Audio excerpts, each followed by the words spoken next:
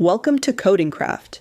Today we'll break down Meta's uniform integers puzzle, where we count how many same-digit numbers fall within a range. Let's get started. This is how the problem looks in Meta's interface. We're asked to count how many numbers in the range from A to B have all the same digit, like 11, 222, or 9999. We're also given a few helpful test cases and edge conditions to guide us. Let's think smart. Instead of scanning every number in the range, we build only the valid candidates, numbers like 1, 22, 333.